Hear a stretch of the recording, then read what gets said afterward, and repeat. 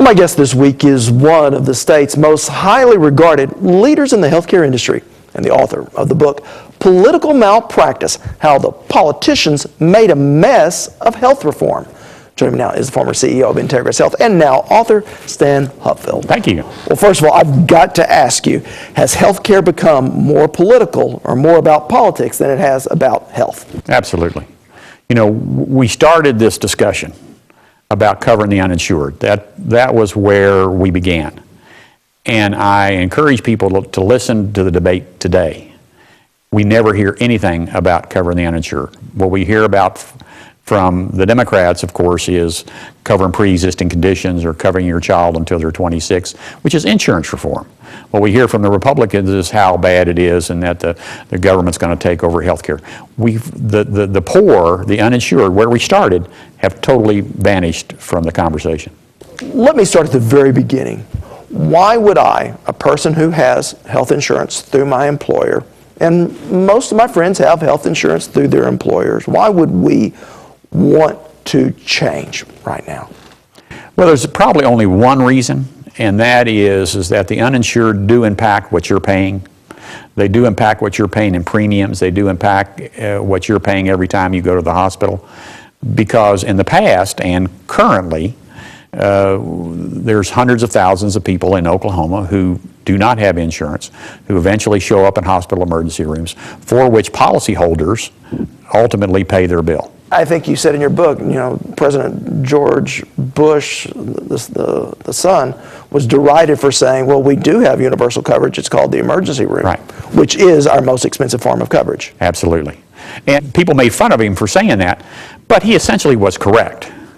Now, is that proper care? Is it economically based? You know, that's the argument. But technically, he was correct. That is our form of national health care. Why is our system, our healthcare system, so different than the entire rest of the developed world? Well, there's a couple of reasons. To me, it seems we've not decided whether healthcare is a business or whether it's a social service. If it's a social service, is it like police or fire, where it's our responsibility as taxpayers to fund it through some sort of taxing mechanism? Or is it simply an entrepreneurial business and the swift survive? And working on your pricing structure, working on your profit structure is really where healthcare is. We're some of both. And that's what I think makes us different than the rest of the world. Now, there's some other reasons that make us very different. Our insurance system, for instance, is very different than any place else in the world. Before we get into the insurance, I do want to talk to you about the legal impact, tort reform, and the fear over being sued in malpractice suits. How much of a cost does that have on our medical system? I hear a lot of different numbers. Well, the Harvard study, which is probably the gold standard, says it's about $40 billion a year. In comparison to what? $40 billion a year in comparison Added cost. Added cost, okay. Added cost. The point is that because physicians fear that they may get sued, they over-order. What I point out in the book is that's very true, but it's also in the physician's and in the system's best interest to over-order. The more we do, the more we get paid. And so our economic interest really support our fear of being sued. So it almost seems like that's an irony, because what you've just described is probably better for the hospitals and the doctors because they make more money by overprescribing. Right. The fear of being sued actually works to our benefit. It doesn't work to the public's benefit. So it's very true. Here's the interesting part. In 40 years as a chief executive officer of American hospitals, I can count almost on one hand the times we failed to do something. In other words, we didn't order the extra test and something bad happened and we got sued. What we normally got sued for is things we did and we messed up. So the fact is, we seldom get sued for not doing something. But that seems to get lost in the discussion. The fact is that physicians have a fear of being sued. That fear of being sued causes them to order more tests and procedures that need to be done. But also, the fact that they fear that and they do that also works in their economic benefit. Interesting. You did mention insurance, and that is a large part of our healthcare system here in the United States. What, about 20% of our costs go to health? 25%. What are we doing right? What are we doing wrong? Well, the first thing, it seems to me, and I go to some great extents in the book, talk about this, is we call it the wrong thing. We call it insurance, and we pretend as if it's insurance. So for you and I, what's insurance? Well, insurance is that you take a little bit of money from the many to pay for the extraordinary losses of the few. That's insurance. So when someone throws a ball through your window at your home, you don't expect your homeowner's insurance to reimburse you for that window. But in the healthcare system, every time we have a contact with a medical provider, we expect someone else to pay the bill. Now, by definition, that's not insurance. That's a payment system. We trick ourselves by calling it insurance to start with. We're paying an organization to take a claim from a provider, to compare it to a benefit package, and to issue a check. That's a claims adjudication process. That's not insurance. And we spend 25% of every healthcare dollar, this trillion-dollar business, goes to collecting bills. That's a rich source of cost savings if we were willing to change. What about entrepreneurship? We've seen the growth in doctor-owned hospitals, doctor-owned surgery centers. How has that figured into healthcare costs? Well, the problem with physician-owned enterprises is that the opportunity, at least, is to continue the overprescription, to do more than is absolutely necessary. Now, would I accuse physicians of doing that? Absolutely not.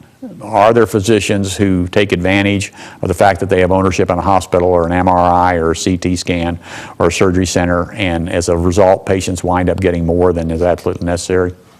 I think you have to say yes, if that's their incentive. So it is a factor. Physician ownership is a factor in the cost conundrum. What's my responsibility as a patient? What can I do better? Well, I've talked to a lot of physicians in writing this book, and almost to a person, the physicians talked about the pressure that they're under to do something for patients, even when they know that doing nothing would be better. The fact that patients, when they leave their office, if they don't have a prescription, if they don't have an order for a lab test or an x-ray, feel cheated. And that their dissatisfaction with their doctor is palpable. We see that, for instance, in this whole antibiotic issue. The fact that we put a lot of pressure on our physicians in the wintertime to prescribe antibiotics for what is clearly a viral infection. And that's the most perfect example. So you and I and the rest of the public are clearly part of the problem.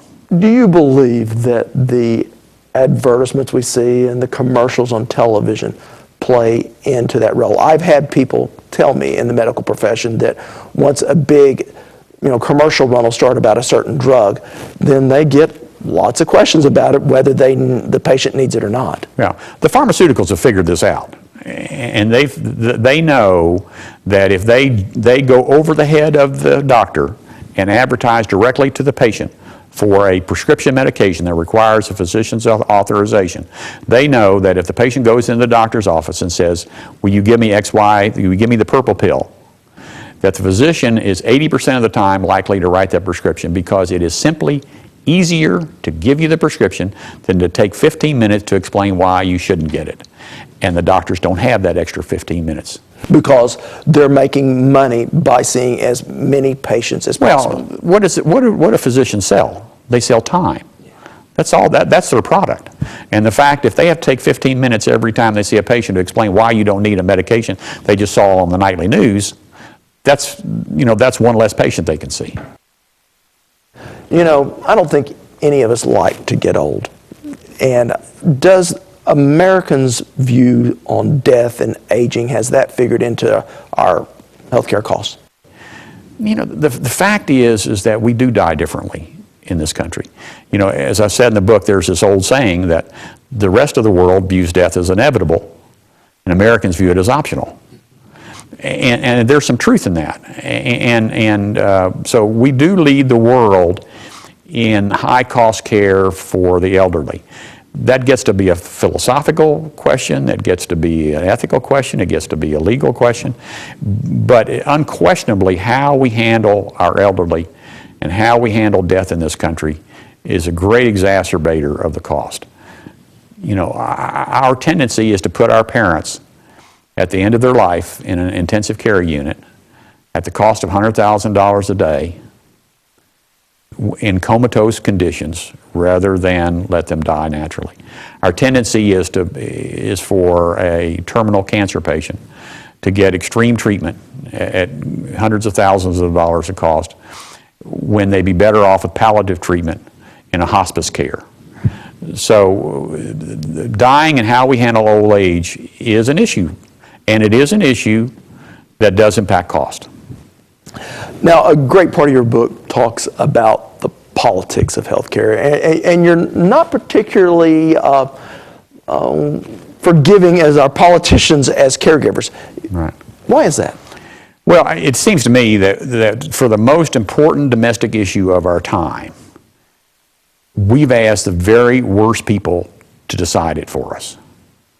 And on the one hand, you're right, I'm very critical of politicians. At the end of the book, I do acknowledge that running for political office is maybe the most difficult human endeavor.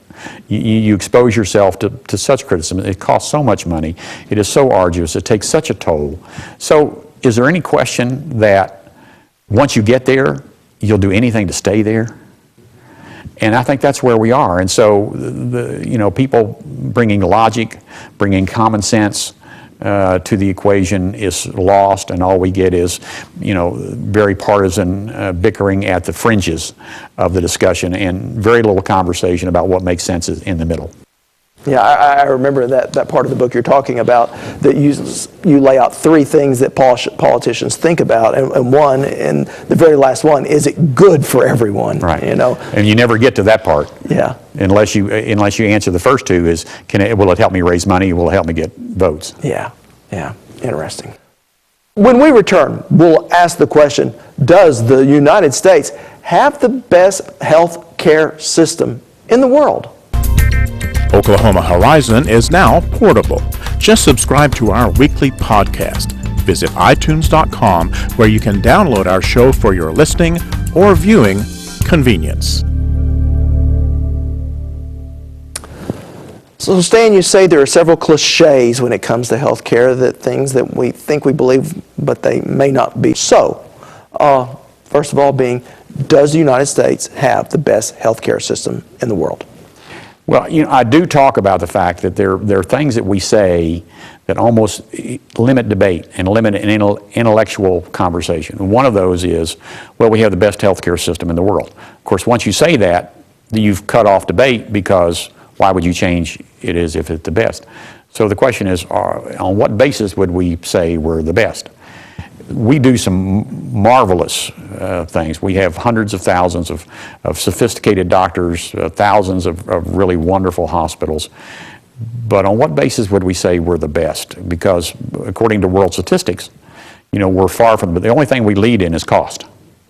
But so in life expectancy and other kinds of measures, we trail the world in most of those. You hear a lot on the campaign trail that healthcare should only be between you and my doctor, and we don't want a government bureaucrat having anything to do with that. What do you think about that statement? Well, first off, if you're satisfied with where we are today, maybe that's a good statement. But if you think we can improve, and we can certainly improve on the high cost, you'd have to say, well, that attitude sort of got us where we are. Each of us, I, you, and everybody else, wants a loving, trusting relationship with our physician. But there's got to be some opportunity to follow evidence-based medicine. I firmly believe that one of the reasons that our costs are so high is the variability in the way medicine's practiced. And you look at every study, it varies by as much as 30% between here and Tulsa in certain surgical procedures. And so we have this variation in how people are treated that's unexplained.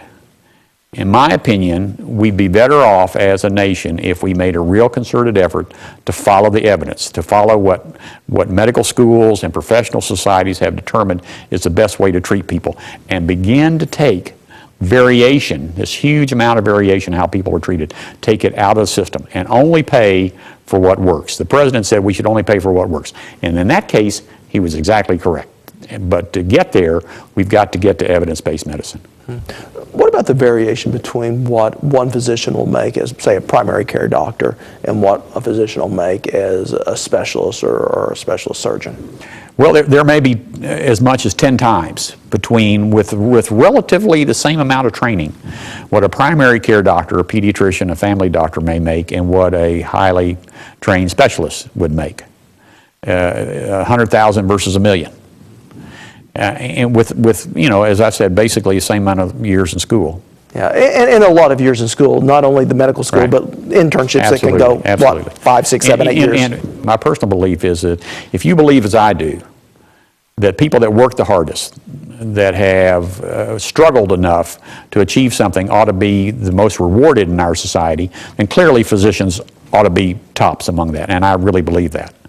But we do have to realize is that there is this variation, this huge variation in what physicians make. That variation somewhat stimulates the problem, the cost conundrum that we have.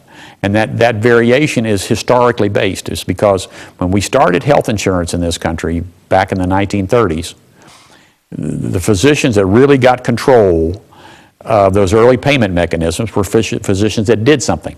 They operated on somebody, they put a catheter in, and so you could physically count and calculate what that was worth. And physicians that only spent time with you, family doctors, pediatricians, that was much less valuable because it's much harder to put a number around time. Now, in your book, you say that Obamacare, the Patient Protection and Affordable Care Act, is important legislation, but it certainly is flawed. What are some of the big things that you think that you worry about? Well, it didn't touch the whole issue of tort reform. It just sort of passed it by. And I think that's, for me, that was a huge flaw. It's based on some faulty economics. I don't think they were realistic about the economics. For instance, the plan anticipates that some future Congress is going to tax what are called Cadillac plans. And the theory is that there are executives and companies that have better plans than their employees. Well, but Cadillac plans are also, in many cases, union plans.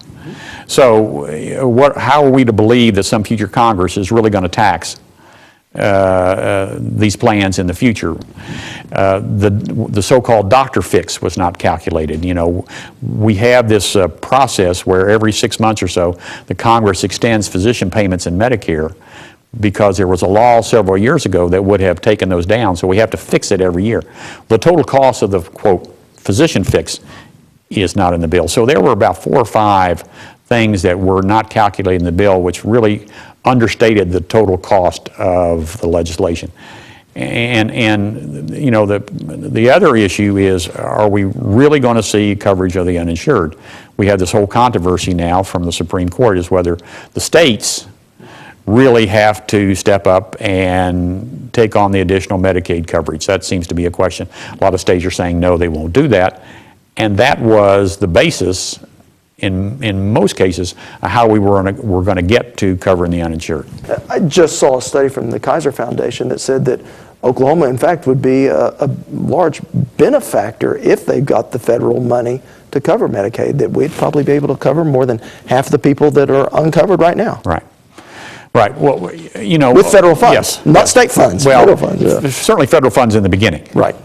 The first couple of years, the federal it's a sliding scale. It is a sliding scale, and you get weaned off that federal subsidy. So it ultimately would cost the state, but it is a good way if we were serious about covering the uninsured, which is about 19% of our population. If we were really serious, it's a good way to extend coverage to those folks. Well, certainly an interesting book, Political Malpractice, and a fairly easy read, one that is written for the lay person, and one that I think probably would all be well served if we do read it. And I appreciate your insights today. Stan Hupfeld, the former CEO of Integris Hospital and author of Political Malpractice.